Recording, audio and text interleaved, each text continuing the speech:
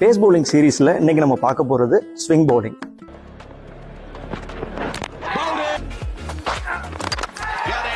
பார்க்கறதுக்கு ரொம்ப ஈஸியா இருந்தாலும் டிவியில நம்ம பார்க்கும்போது இன் ஸ்விங் அவுட் ஸ்விங் ரொம்ப ஈஸியா இருக்கும். பட் நம்ம ப்ராக்டிக்கலா அதை எக்ஸிக்யூட் பண்றதுக்கு ஒரு சில ட்ரில்ஸ் நம்ம ஃபாலோ பண்ணி அதை நம்ம கன்சிஸ்டண்டா ப்ராக்டிஸ் பண்ணாதான் அதை நம்மளால எக்ஸிக்யூட் பண்ண முடியும். நம்ம இப்போ நியூ பால்ல எப்படி ஒரு இன் ஸ்விங்கோ அல்லது அவுட் ஸ்விங்கோ போடலாம் அப்படிங்கறத நம்ம பார்க்க போறோம்.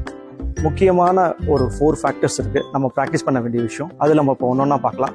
First factor seam position. நம்ம யூஸ்வலாக பால் டைரக்டா சீம்ல பிடிக்கிறோம் அப்படின்னா இப்படி பிடிக்கிறோம்.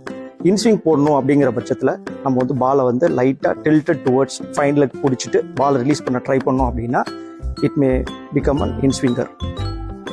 அதே இது நம்ம பாலை ஸ்ட்ரைட் ஆக்கிட்டு அவுட் ஸ்விங் போடணும்னு நினைச்சீங்கன்னா உங்களோட சீம் பொசிஷனை just Poynting towards slip garden வச்சிங்க அப்படின்னா அவுட் ஸ்விங் ப்ராபபிலிட்டிஸ் அதிகமாக இருக்கு.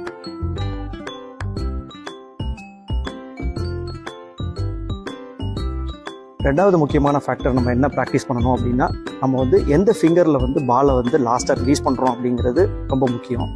ஸோ நீங்கள் இன்ஸ்விங்கர் போடணும் அப்படின்னு நினைக்கிறீங்க அப்படின்னா பால் டுவர்ட்ஸ் ஃபைனில் ஹோல்டு பண்ணிவிட்டு ரிலீஸ் பண்ணும்போது உங்களோட மிடில் ஃபிங்கரை நீங்கள் இந்த மாதிரி ரோல் பண்ணுற மாதிரி இருக்கணும். அதே நீங்கள் அவுட் ஸ்விங் போடுற மாதிரி இருக்கீங்க அப்படின்னா பால் தேர்ட் மேன் சைடில் ஃபேஸ் பண்ணிவிட்டு இண்டெக்ஸ் ஃபிங்கரை வச்சு நீங்கள் பாலை ரோல் பண்ணி லாஸ்ட்டாக ரிலீஸ் பண்ணணும். ஸோ மூணாவதாக நம்ம ப்ராக்டிஸ் பண்ண வேண்டிய விஷயம் நம்மளோட ஆர்ம் பொசிஷன்.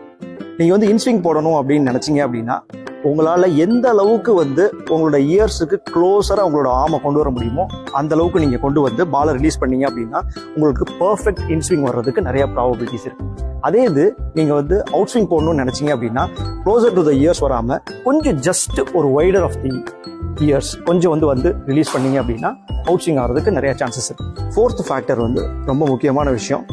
நம்ம எந்த அளவுக்கு எஃபெக்டிவாக நம்மளோட ரிஸ்ட்டை யூஸ் பண்ணுறோம் அப்படிங்கிறது தான். என்னதான் நம்ம ஃபர்ஸ்ட் 3 ஃபேக்டர்ஸை ப்ராப்பராக பிளான் பண்ணி ப்ராக்டிஸ் பண்ணி எக்ஸிக்யூட் பண்ணாலும் நீங்கள் உங்களோட ரிஸ்ட்டை ப்ராப்பராக யூஸ் பண்ணலை அப்படின்னா எஃபெக்டிவாக இருக்காது either inswing or out swing. So நீங்கள் இன்ஸ்விங் போடணும் ட்ரை பண்ணும்போது உங்களோட ரிஸ்ட் ப்ராப்பராக உங்களுக்கு ஸ்விங் ஆகணும். அதே இது அவுட் ஸ்விங் போடும்போது ப்ராப்பராக உங்களுக்கு தேர்ட் மேன் டுவர்ட்ஸ் உங்களுக்கு ரிஸ்ட் ப்ராப்பராக எக்ஸிக்யூட் ஆகணும்.